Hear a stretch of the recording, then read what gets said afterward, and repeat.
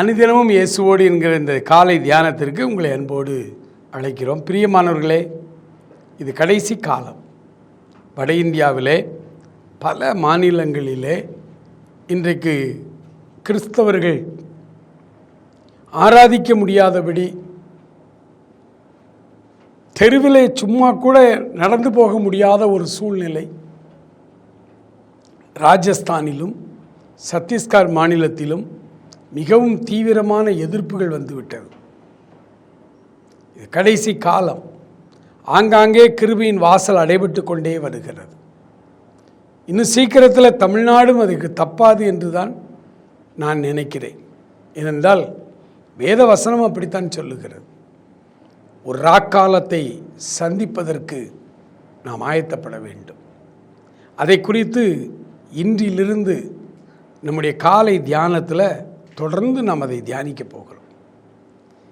வரப்போகிற இந்த தீங்குகளுக்கு நாம் தப்ப வேண்டுமானால் ஒரே ஒரு வழிதான் ஆண்டவர் நம்ம கற்றுக் கொடுத்திருக்கிறார். ஜெபம். ஜெப வாழ்க்கை மட்டும்தான் நம்மை பாதுகாக்க முடியும். அதனால தான் ஆண்டவர் தான் காட்டி கொடுக்கப்படுவதற்கு முதல் நாள் இரவு கெஸ்தமனே தோட்டத்திலே தாங்கொண்ணா துயரத்தோடு அவர் தனியாய் போய் ஜெபிக்க போகும் முன்பாக தனக்கு பிரியமான அந்த 3 சீஷர்களை தனியே அழைத்து கொண்டு போய் நீங்கள் இங்கே தங்கி இருந்து விழித்திருங்கள் என்று சொல்லி அவர் ஜெபிக்க போனார். ஒருவேளை ஆண்டவர் தனக்காக ஜெபிக்க அவர்களை சொல்லலை. ஆண்டவர் அவர்களுக்கு சொன்ன காரியம், நீங்கள் சோதனைக்கு உட்படாதபடி ஜெபியுங்கள் என்று.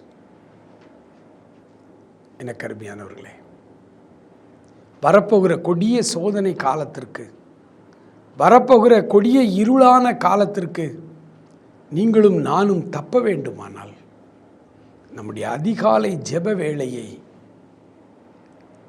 நாம் ஆயத்தமாக வேண்டும். ஒரு 10-20 ஆண்டுகளுக்கு முன்னால் இருந்த ஒரு ஜெப வாழ்வு இன்றைக்கு கிறிஸ்தவத்திலே இல்லை. அது ஊழியக்காரர்களாக இருந்தாலும் சரி, விசுவாச பிள்ளைகளாக இருந்தாலும் சரி,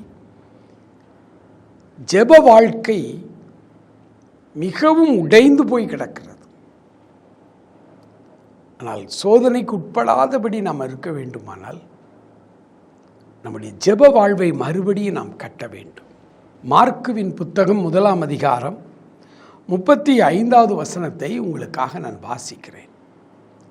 அவர் அதிகாலையில் இருட்டோடே எழுந்து புறப்பட்டு வனாந்திரமான ஓரிடத்திற்கு போய் அங்கே ஜெபம் பண்ணினார். அதிகாலை இருட்டோடே எழுந்து வனாந்திரமான ஒரு இடத்துக்கு போய் நாம் இப்போ ஜெபிக்க முடியுமா? ஒருவேளை ஒரு பரிசுத்தவான் இதை குறித்து எழுதும் பொழுது அவர் எழுதுகிறார், ஏன் ஆண்டவர் வனாந்திரமான ஒரு இடத்தை வைத்து அந்த இடத்துல இருட்டோடே எழுந்து போய் அந்த வனாந்திரமான அந்த இடத்துல போய் ஏன் ஜெபித்தார் என்றால், அவர் பலத்த சத்தத்தோடு ஜெபிக்கிறவர், ஊக்கமாய் ஜெபிக்கிறவர், கண்ணீரோடு ஜெபிக்கிறவர். அதனால் தான் ஜெபம் பண்ணுவது மற்றவர்களுக்கு இடைஞ்சலாக இடரலாக, அதிகாலையிலே வீட்டில் கத்தி கூப்பாடு போட்டுக்கிட்டு தான் பக்கத்தில் இருக்கிறவர்கள் அவர்களுக்கு தொந்தரவாக இருக்கக்கூடாதுன்னு தான் அவர் தனியாக போனார் அப்படின்னு சொல்லி ஒரு பரிசுத்தவான் எழுதுகிறார். ஆனால் இன்றைக்கு நம்முடைய வீடுகளில் நம்முடைய ஜெப அறை அல்லது நம்ம ஒரு ரூம் வச்சுருப்போம், எப்படியும் ஏர் கண்டிஷன் பண்ணி வச்சுருப்போம். அந்த ரூமை அடைத்து கொண்டு அதிகாலையிலே ஜெபிக்க ஆரம்பியுங்கள். 3 மணிக்கெல்லாம் நீங்கள் ஜெபிக்க வேண்டும். முழங்காலிலே நின்று ஜெபியுங்கள். முடிந்தவர்கள், வயதானவர்கள் படுக்கையில் அமர்ந்து கொண்டே நீங்கள் ஜெபிக்கலாம். அதை குறித்து நம்ம பின்னால் பார்க்கலாம். அதிகாலையிலே ஜெபிக்க துவங்குங்கள். இந்த காலை இந்த தியானத்தில் உங்களோடு கூட நான் சொல்லுகிற இந்த காரியம், எத்தனை பேர் இதுக்கு உடன்படுகிறீர்கள்? எத்தனை பேர் பிரதர் நாங்கள் இனி அதிகாலையிலே ஜெபிப்போம் என்று தீர்மானம் எடுக்கிறீர்கள்? கமெண்ட்ஸில் எங்களுக்கு தெரிவியுங்கள். உங்களுக்காக நாங்களும் ஜெபிப்போம். 3 மணியிலிருந்து 6 மணி வரை அருமையானவர்களே, இப்பொழுதே ஜெபிக்க பழகுங்கள்.